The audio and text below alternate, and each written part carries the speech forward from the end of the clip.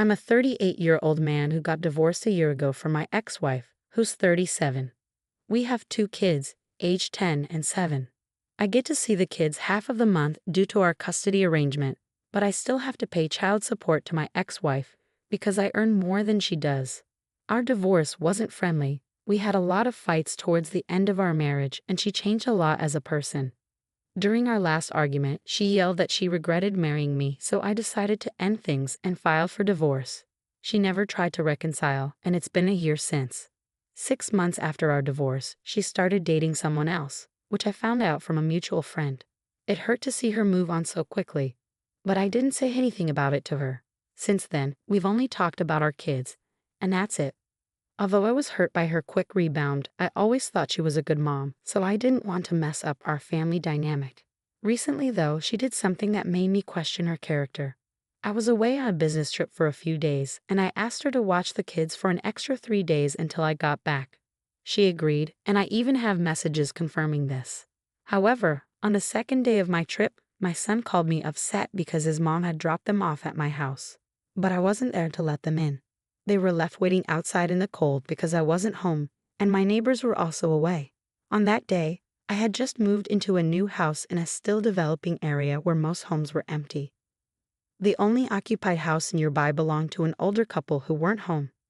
I was already anxious when my son called to say they were waiting outside my house, and the neighbors were away.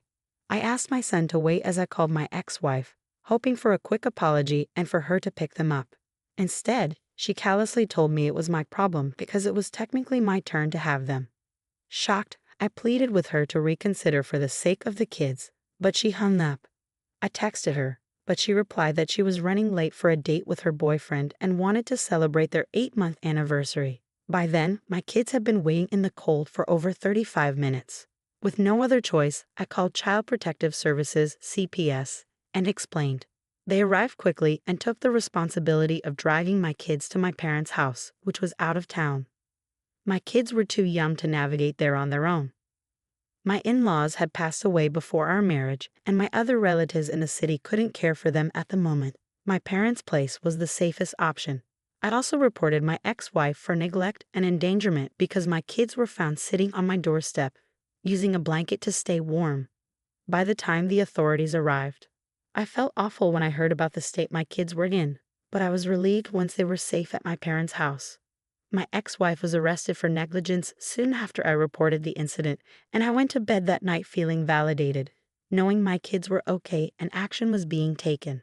I immediately contacted my lawyer to pursue full custody upon my return, which would mean an end to child support payments. I was eager to make sure my ex-wife faced consequences. We didn't talk for a couple of days, during which I learned she was charged with a misdemeanor. When I got back from my trip, I saw my kids first and we talked about what happened.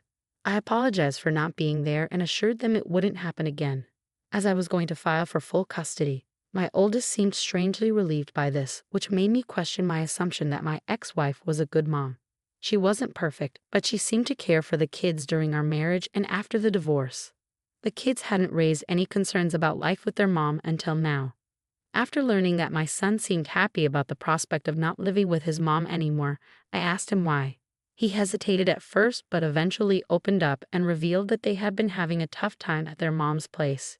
She was extremely strict, suddenly banning them from having any candy or junk food during the time they spent with her each month.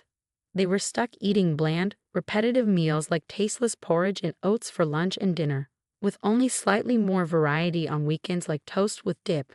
My kids called this sick food, not because it was cool, but because it was what I would give them when they were actually sick and needed something gentle on their stomachs. Their mom claimed this was for their health, but I couldn't understand how a diet lacking in meat and vegetables for half a month was supposed to be healthy. I also couldn't see the harm in letting them have treats occasionally, as long as it wasn't excessive. In fact, I believed it could help them develop a healthier relationship with food in the long run. They also shared that they weren't allowed to do much at their mom's place. No friends over, no sleepovers, and they could only go to school and come straight back. They weren't allowed to buy anything they wanted when she took them shopping, not even toys, books, or clothes. It seemed like she only purchased what she needed.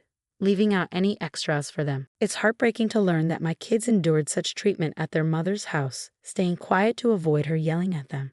Worst of all, she forbade them from talking to me about it. I had no idea what was happening until they finally opened up. I decided to confront my ex-wife about it. When I called her, she immediately started yelling at me for reporting her to the cops.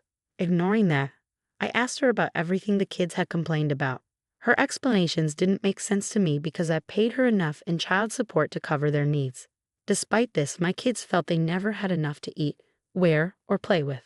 She claimed she was between jobs and couldn't afford everything for the kids, but that didn't add up because I was also paying her alimony to maintain her standard of living. I argued with her, but she snapped back, saying it was none of my business how she used the money. This angered me because the money I sent her was for our kids, not for her personal use. I suspected she was lying, so my lawyer and I decided to pursue full custody and also sue her for child abuse and neglect, given the circumstances. She already had a criminal case due to leaving the kids out in the cold. While I was away on my trip, it became clear that I needed to take legal action against my ex-wife. It's been about a week and a half since then, and a few days ago she was served with the lawsuit papers. On the day she was served, she called me, putting on a show of fake tears.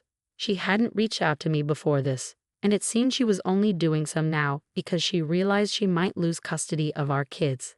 I suspected her tears weren't genuine, that she was more concerned about losing the child support that came with custody than actually caring for our children. During our call, I told her plainly that she had brought this situation upon herself and that I could no longer trust her with the kids. She tried to claim she was just messing with me and that she planned to regain custody anyway. I didn't buy it.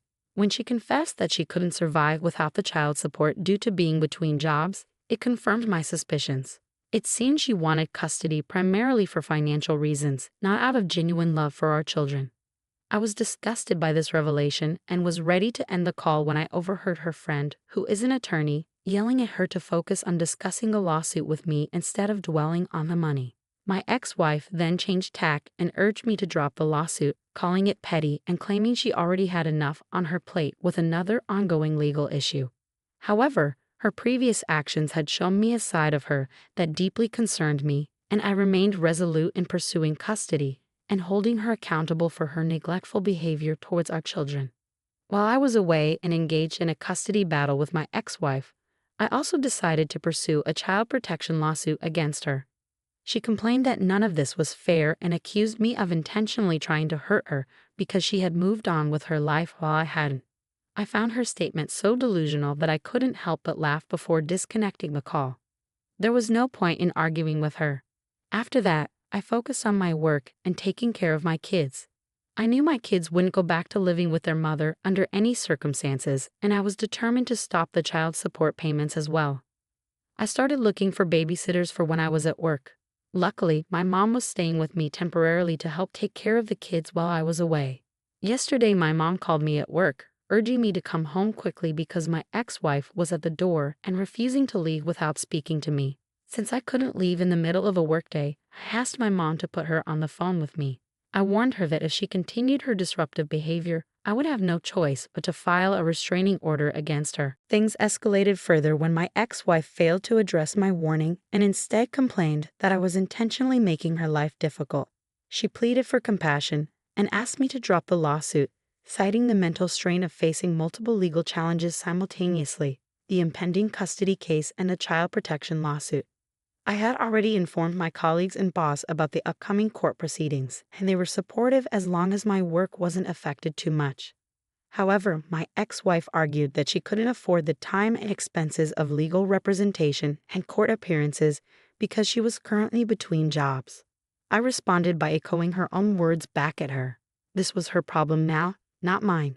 Admittedly, my response was driven partly by spite due to how she had treated me and our children since our divorce.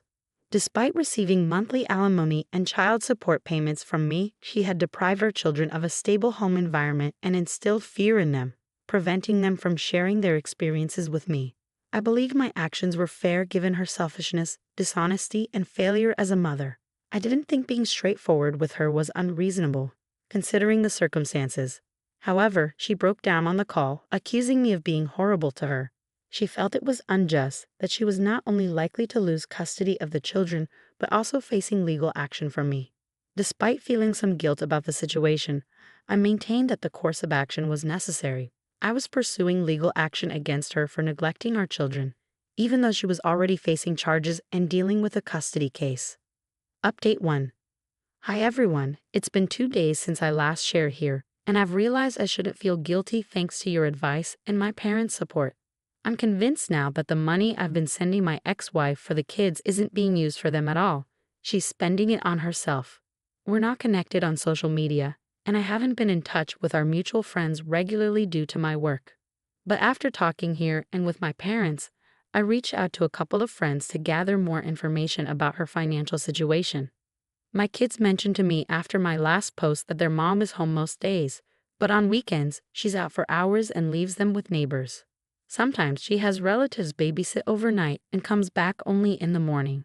I realized my kids were being silent about this, likely because she instructed them not to talk to me about it.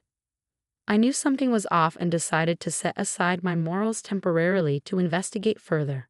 I've avoided this because I thought she deserved privacy after our divorce. But I see now it was a mistake. If I hadn't unfollowed her on social media, I might have known more about her life.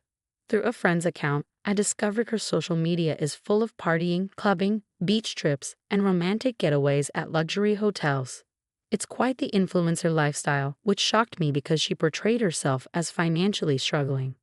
My friends explained they didn't mention this before because they felt it wasn't their place to comment. I distanced myself from old friends after the divorce, trying to avoid reminders of her. But that didn't help. Now that I know the truth, I feel no guilt. She deceived me and mistreated our kids to save money instead of using it for them. She deserves the consequences of her actions.